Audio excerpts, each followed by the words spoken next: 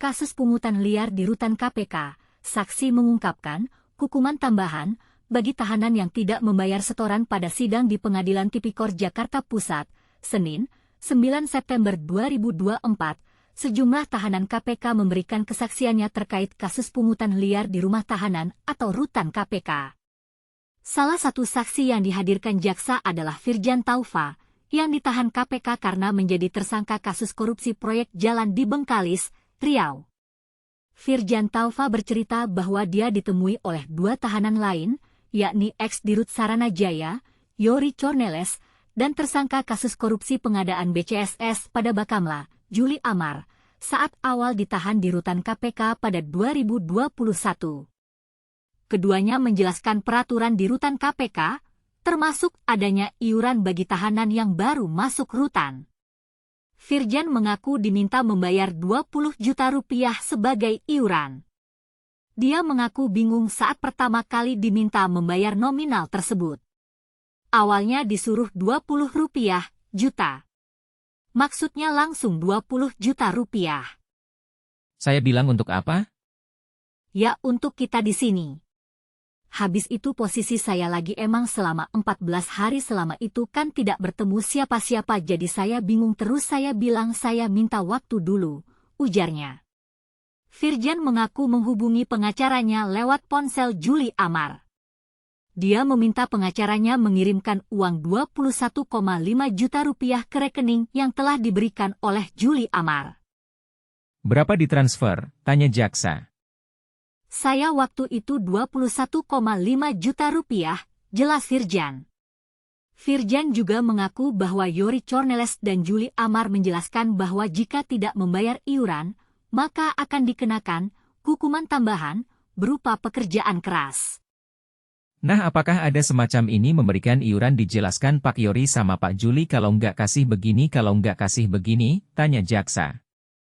Ada di awal waktu itu, kalau Bapak nggak kasih iuran, harus bekerja terus tidak boleh berkeliaran kemana-mana. Kalau memberikan bisa menggunakan fasilitas kemana-mana, jawab Firjan. Tahanan KPK lainnya, Husni Fahmi, juga bersaksi dalam kasus ini. Dia mengaku disuruh membersihkan toilet rutan jika tak membayar setoran.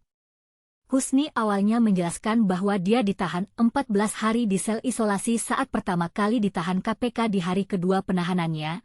Dia mengaku dijelaskan oleh sesama tahanan terkait adanya iuran di rutan KPK. Husni mengaku bahwa dia ditemui oleh mantan Dirut Saranajaya, Youri Cornelis. Saat akan dipindahkan ke rutan KPK, Youri menyebutkan ada beban pekerjaan yang harus dilakukan Husni karena tidak membayar iuran. Saudara isolasi 14 hari. Apa saudara tahu ada yang isolasi kurang dari 14 hari? Tanya jaksa. Waktu itu tidak tahu tapi kemudian setelah 14 hari Pak Youri datang kemudian Pak Youri katakan karena kamu tidak bayar iuran kamu dibebankan pekerjaan kebersihan tiap hari. Oh, di situ saya baru tahu saya diisolasi lebih lama karena tidak bayar, jawab Husni. Husni mengaku harus melakukan tugas kebersihan setiap hari karena tidak membayar pungli rutan KPK.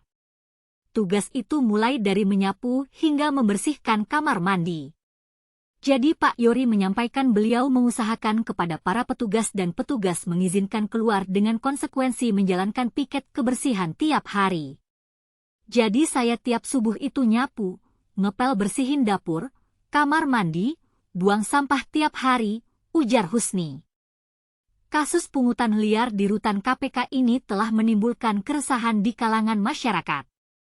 Banyak yang mempertanyakan bagaimana hal ini bisa terjadi di lembaga yang seharusnya menjaga keadilan dan kejujuran. Dalam persidangan, jaksa juga menanyakan kepada Firjan dan Husni tentang bagaimana mereka menghadapi situasi tersebut. Keduanya mengaku bahwa mereka merasa takut dan bingung karena tidak tahu apa yang harus dilakukan. Kasus ini juga menunjukkan bahwa korupsi tidak hanya terjadi di luar lembaga, tapi juga di dalam lembaga sendiri. Hal ini harus diwaspadai dan diatasi agar tidak terjadi lagi di masa depan.